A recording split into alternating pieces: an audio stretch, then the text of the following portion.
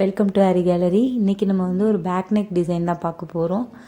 இதுக்கு முன்னாடி சப்ஸ்கிரைப் பண்ணாதவங்க சப்ஸ்கிரைப் பண்ணிக்கோங்க, மறக்காமல் பெல் பட்டனும் கிளிக் பண்ணிக்கோங்க. இந்த பேக் நெக் டிசைன் பார்த்திங்கன்னா செக்குடு வந்து மேங்கோலியே செக்குடு போட்ட மாதிரி இருக்கும். அதுதான் அதோட பேஸ். ஆக்சுவலாக இந்த இடத்துல ஹார்ம் ஹோல் வரும், அந்த இடத்துல கட் ஆகிற மாதிரி இருக்கும். ஸோ சேம் இந்த இடத்துல பார்த்திங்கன்னா தெரியும் ஹார்ம் ஹோல் இருக்கு இல்லையா. ஸோ அதுலேருந்து அப்படியே கண்டினியூவாக வர்ற மாதிரி இருக்கும். ஃபுல்லாக அந்த ப்ளவுஸுடைய ஆர்ம் ஹோலோடு சேர்த்தியே நம்மளுக்கு இந்த டிசைன் செக்குடு டிசைன் வர்ற மாதிரி இருக்கும். சேம். ஆனால் மற்ற டிசைன்ஸ் எல்லாமே ஸ்டிச்சஸ் எல்லாமே நம்மளுக்கு ரொம்ப நார்மல் ஸ்டிச்சஸ் தான் யூஸ் பண்ணுறோம். பட் நம்ம செக்குடுன்றதுனால மேங்கோலே செக்குடு போட்டிருக்கனால கொஞ்சம் ஒர்க் வந்து நம்மளுக்கு அதிகமாக இருக்கும், அவ்வளோதான். ஸோ இதுக்கு வந்து எப்பயும் போல் நம்ம அந்த லைன் இருக்கு இல்லையா, இது பாட் ஷேப்பில் இருக்குது. ஸோ அதுக்கேற்ற மாதிரி நம்ம ஜரியில் ஸ்டார்ட் பண்ணிக்கலாம்.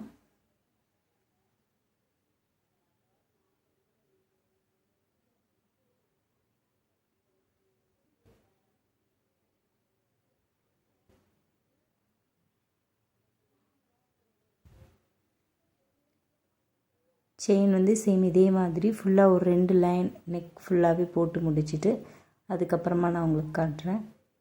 ஃபுல்லாக 2 லைன் போட்டாச்சு. இப்போ பார்த்திங்கன்னா நெக்ஸ்ட்டு வந்து நம்ம சுகர் பீட்ஸு அதே தான் கொடுக்க போகிறோம். சேம். இதோடைய சாரீ கலர் வந்து ஒரு சாண்டில். பட் இதோடைய காம்பினேஷன் வந்து இந்த கலர் வந்து த்ரெட்டோட கலர் வந்து அந்த மேங்கோக்குள்ளே மட்டும் ஃபில்லிங்காக தான் கொடுக்க சொல்லியிருக்காங்க. இதுதான் அவங்களுடைய டிஃபால்ட்டான டிசைன். ஸோ அதை தான் நம்ம பண்ண போகிறோம். ஸோ அதனால் சாரியோட கலர் நான் உங்களுக்கு காமிச்சேன்.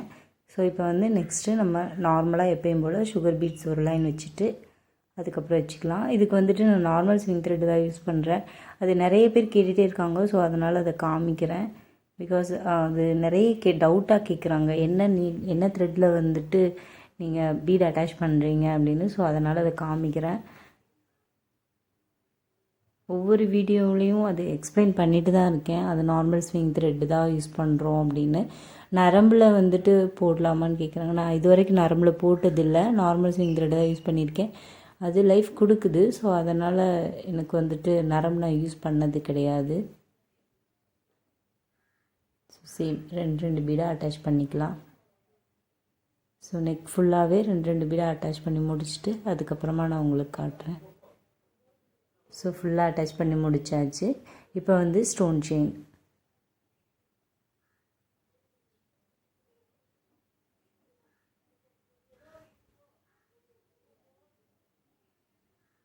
இதுக்கும் நார்மல் ஸ்விங் த்ரெட்டை சேம் நம்ம பீடுக்கு என்ன அட்டாச் பண்ணுறதுக்கு என்ன கலர் என்ன த்ரெட்டு யூஸ் பண்ணணுமோ அதே தான் வந்துட்டு நம்ம ஸ்டோன் செயினுக்கும் அட்டாச் பண்ணுறதுக்காக எடுத்திருக்கோம். நம்ம ரெகுலர் வியூவர்ஸ்க்கு தெரியும், நம்ம வந்து ஸ்டோன் செயின் வந்து எப்படி அட்டாச் பண்ணுவோம். எஸ் டைப்பில் அட்டாச் பண்ண மாட்டோம், பட்டன் ஹோல் ஸ்டிச் மாதிரி அட்டாச் பண்ணுவோம். ஒரு ஸ்டோன் விட்டு ஒரு ஸ்டோன் வந்து நம்ம அட்டாச் பண்ணுவோம்னு தெரியும். பட் மேக்ஸிமம் வந்து புது வியூவர்ஸ் இருப்பாங்க இல்லையா. ஸோ அவங்களுக்காக தான் நான் ஒவ்வொரு வீடியோவிலையும் நார்மல் ஸ்விங் த்ரெட் யூஸ் பண்ணுவேன். ஏன்னா ஒவ்வொரு தடவையும் கொஷின் கீழே கேட்குறாங்க. பட் அதில் எக்ஸ்பிளைன் பண்ணாலும் கீழே கொஷின் கேட்குறாங்க. ஸோ அவங்களுக்கு அந்த டவுட்ஸ் இருக்குன்றதுனால அது நான் உங்களுக்கு வந்துட்டு எக்ஸ்பிளைன் பண்ணிடுறேன். சேம் ஒரு ஸ்டோன் விட்டு ஒரு ஸ்டோன் அட்டாச் பண்ணிக்கலாம்.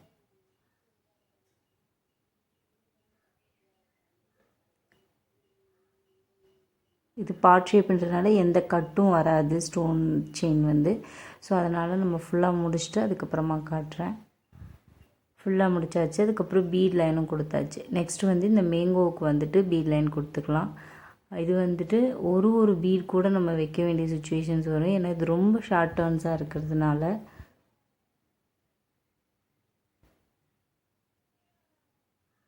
நம்மளுக்கு பர்ஃபெக்டாக அந்த 2 பீடு வச்சு பர்ஃபெக்ட் வரலைன்னா நம்ம கண்டிப்பாக ஒரு பீடு தான் கண்டிப்பாக கொடுத்து வைக்கணும் டர்ன் பண்ணும்போது.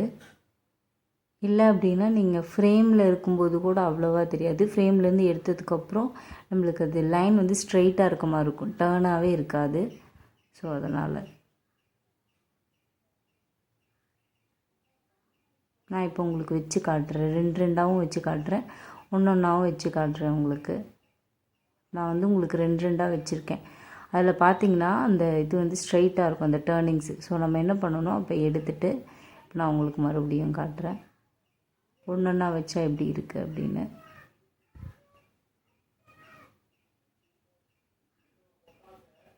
ரொம்ப ஷார்ட் டர்னால் கண்டிப்பாக நம்ம ஒரு பீட் வச்சே தான் ஆகணும், வேறு வழி இல்லை. ஸோ இப்போ ஒரு பீடாக வச்சுருக்கோம். ஸோ இப்போ பார்த்திங்கன்னா தெரியும் அந்த டர்னிங்ஸ் வந்து கரெக்டாக இருக்கும். நீங்கள் ஃப்ரேமில் இருந்தே நீங்கள் ரிமூவ் பண்ணாலும் கிளாத் வந்து பர்ஃபெக்டாக இருக்கும். இது எல்லாமே டர்னிங்ஸ்க்காக மட்டும்தான், ஸ்ட்ரைட்டாக வர்றப்போலாம் கிடையாது.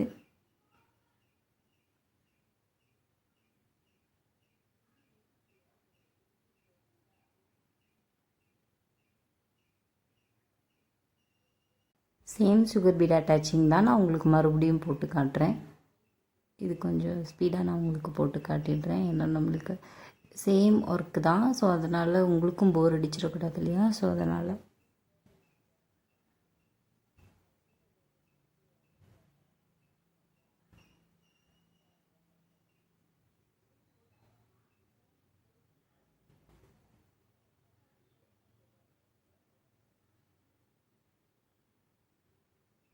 இந்த டர்னிங்ஸ் கிட்ட கண்டிப்பாக நான் சொன்ன மாதிரி ஒரு பீடு வச்சிங்கன்னா தான் அந்த ஷேப் வந்து பர்ஃபெக்டாக நம்மளுக்கு கிடைக்கும்.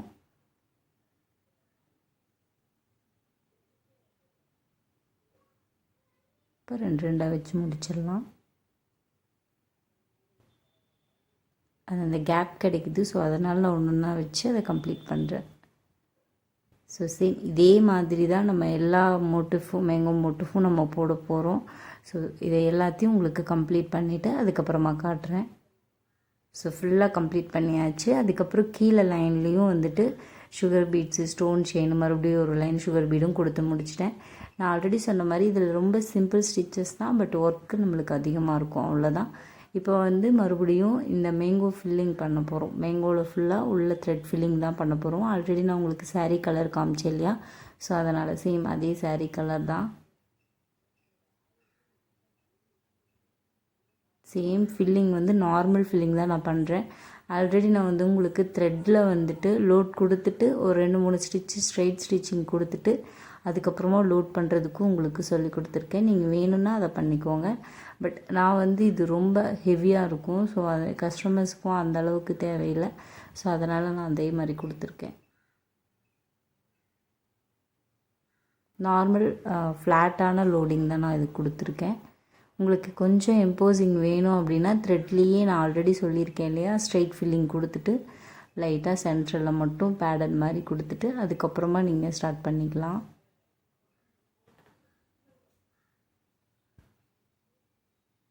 ஸோ அதெல்லாம் முடிஞ்சு லைட்டாக சின்ன கேப் இருக்குது. ஸோ அதுக்கு ஒரு ஸ்டிச்சஸ் எக்ஸ்ட்ராவாக போட்டுட்டு அதுக்கப்புறமா நம்ம எண்டை நாட் போட்டுக்கலாம்.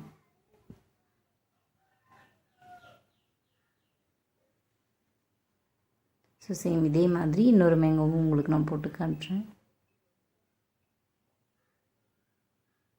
ஃபில்லிங் வந்து நம்மளுக்கு நார்மலாக எங்கேருந்து வேணாலும் நம்ம ஸ்டார்ட் பண்ணிக்கலாம். கீழே இருந்தும் ஸ்டார்ட் பண்ணிக்கலாம், மேலேருந்தும் ஸ்டார்ட் பண்ணிக்கலாம். பட் எனக்கு இந்த ஸ்லாண்டிங் வந்து பர்ஃபெக்டாக ஒன்று மேலேருந்து ஸ்டார்ட் பண்ணால் வந்துடும்.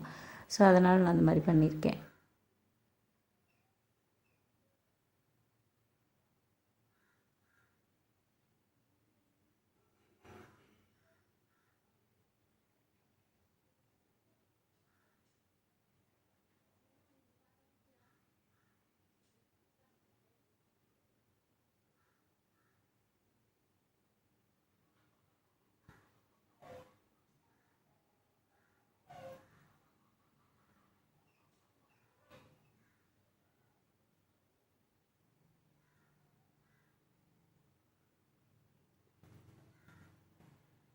அந்த பீடை ஒட்டி நம்ம லாங் ஸ்டிச்சு ஷார்ட் ஸ்டிச் எடுத்தோம்னா தான் நம்மளுக்கு அது பர்ஃபெக்டான ஷேப்பில் இருக்கும். ஸோ அதனால் அப்படி எடுத்திருக்கேன். சேம் அவ்வளோதான் முடிய போகுது. இப்போது எண்டு நாட் போட்டு முடிச்சுக்கலாம். கம்ப்ளீட் பண்ணும்போது அந்த கேப் இருக்கான்னு பார்த்துட்டு அதுக்கப்புறமா கம்ப்ளீட் பண்ணணும். ஃபுல்லாக கம்ப்ளீட் ஆகிடுச்சு. சேம் இதே மாதிரி இந்த 2 மேங்கோ மோட்டிவ் போட்ட மாதிரியே எல்லா ஃபில்லிங்கும் நம்ம த்ரெட்லேயே பண்ண போகிறோம். அது ஃபுல்லாக கம்ப்ளீட் பண்ணதுக்கப்புறம் தான் இதனுடைய ஃபுல் லுக்கு உங்களுக்கு தெரியும். ஸோ அது ஃபுல்லாக கம்ப்ளீட் பண்ணிவிட்டு அதுக்கப்புறமா காட்டுறேன். ஸோ ஃபுல்லாக கம்ப்ளீட் பண்ணியாச்சு. பார்த்திங்கன்னா தெரியும், அது ஃபுல்லாகவே நம்மளுக்கு அந்த த்ரெட் வந்து ஃபில் ஆன மாதிரி இருக்குது. ஸோ சேம் இந்த டிசைன் தான் அவங்க வந்து கஸ்டமர் நம்மளுக்கு கொடுத்தது. ஸோ அது அப்படியே நம்ம கம்ப்ளீட் பண்ணிட்டோம். நெக்ஸ்ட்டு வந்து இந்த மேங்கோ மோட்டிஃபில் வந்துட்டு இந்த 4 ஜாயின், அதாவது இந்த மேங்கோஸ் வந்து ஜாயின் ஆகிற இடத்துல இல்லாமல் அந்த மேங்கோ மோட்டிவ்ஸ், அதாவது அந்த ஸ்கொயருடைய சென்ட்ரு ஏரியா, அதாவது இந்த இடம் இருக்குது பார்த்திங்களா, கொஞ்சம் பெரிய கேப் இருக்குது பாருங்கள், அந்த கேப்பில் மட்டும் ஸ்டோன் வச்சுருந்தாங்க. ஸோ அதே தான் நம்ம பண்ண போகிறோம். சேம் அதுக்கு வந்துட்டு நான் வந்து கட் ஸ்டோன் வந்து கொஞ்சம் பெரிய சைஸில், அதாவது 3 mm இருக்கும். ஸோ அதை எடுத்திருக்கேன் நான். உங்களுக்கு இந்த கட்ஸ் வந்து கரெக்டாக தெரியுதான்னு தெரியல. இது குந்தன் ஸ்டோன் கிடையாது, கட் ஸ்டோன்ஸ் நம்மளுக்கு நார்மலாக நம்ம சாரீஸில் எல்லாமே போடலையா, சேம் அதே மாதிரியான கட் ஸ்டோன் தான். ஸோ இதுக்கு வந்துட்டு கொஞ்சம் க்ளூ எக்ஸ்ட்ராவாக வச்சுட்டு அதுக்கப்புறமா நம்ம வந்து கட் ஸ்டோன்ஸ் வந்து பேஸ்ட் பண்ணிக்கலாம்.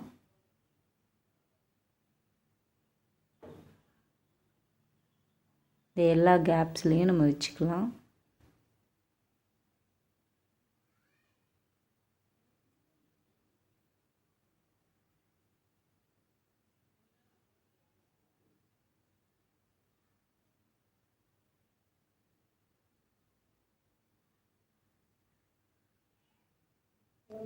ஸோ இதை வந்து இப்போ நம்ம இந்த மாதிரி ஒரு டேமேஜான ஒரு நீடிலில் வந்துட்டு எடுத்துக்கலாம். இப்படி அழகாக விட்டு வச்சுக்கலாம். நம்மளுக்கு ஒரு வேளை அந்த ஹுக்கு வந்து அந்த நீடில் எல்லாம் துளிப் நீடில் எல்லாம் வந்து உடஞ்சி போயிடுச்சுன்னா இதுக்கு நம்ம யூஸ் பண்ணிக்கலாம். அது நிறைய வீடியோஸில் நீங்கள் பார்த்துருப்பீங்க.